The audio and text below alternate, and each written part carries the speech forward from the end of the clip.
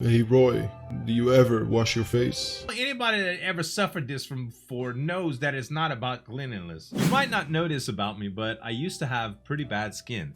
I don't know really what I suffered from, whether it was like eczema or psoriasis, but at one point I had like dry patches and scaly patches all over my body. It was terribly embarrassing. I was always insecure, and I tried just about everything that I could to fix it. You know, all the medicines and all the remedies and the shampoos for my hair and lotions and soaps and you name it, I tried it. Anything that didn't have crazy side effects, because good lord, don't they have some crazy medicines out there? Sometimes the side effects sound worse than the actual ailment that you're suffering from.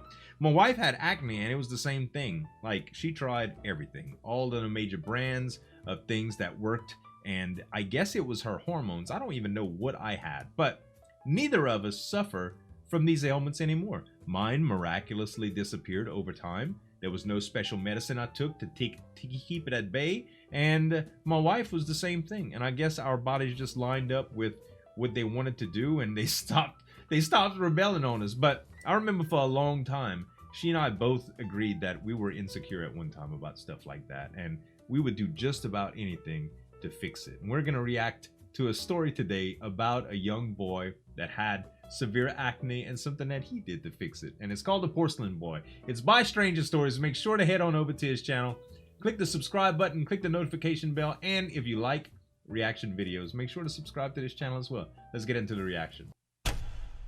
Porcelain Boy. Man, I'd give anything for better skin. Roy looked at his reflection in a store window, Poor guy.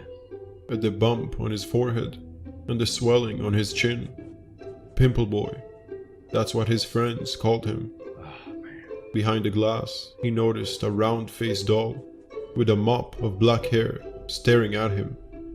Porcelain. Rosy cheeks, Roy observed. Lucky boy. You've never had this problem, huh, Porcelain Boy? Roy muttered. When the doll on the shelf started to seem sympathetic towards his problems, he laughed at himself and hurried on home. Hey Roy, do you ever wash your face? Dang. His roommates weren't any more forgiving than his friends were.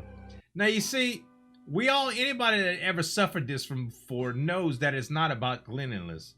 I had terrible hygiene at one point in my life, and it didn't affect this. Now I won't say I had terrible hygiene compared to the hygiene that I have now. I was a teenage guy, you know. No teenage guys are real clean. Well, some of us are, but I wasn't one of them. And I guess I cleaned up a little bit after I got married or whatever, right? But my wife was always really clean. And I met her when she had acne, and I saw the type of care that she put into her cleanliness, and it never helped. It never does. And being assaulted by your roommates and friends and stuff, people saying that you got a pizza face or all of this stuff, man, it sucks. That sure don't help clear it up either. Some people say it's due to stress, you know. Who knows? At 20, his acne was just as terrible as it has been in his teens. That night, he looked at his reflection in the bathroom mirror, at the bottles of ineffective acne medication, at the variety of creams and exfoliants that never lived up to their promise. Yeah. The bumps on his skin gleamed at him, throbbing with pus, and Roy did do all he could not to pick at his skin. God. I'd give anything, he whispered, and he meant it. The next morning, his skin looked better already. The zits on his cheeks were suddenly calmed into tame pink swells, Just by him no longer talking about taunting it? him with their sickly yellow heads.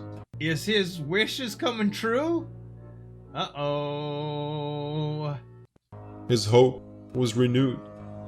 Morning came and went, as mornings usually did, and Roy's acne continued to fade. His blackheads were the next to go, and soon the pores that seemed like the craters on the moon shrunk too. Whether he washed his face or not no longer mattered.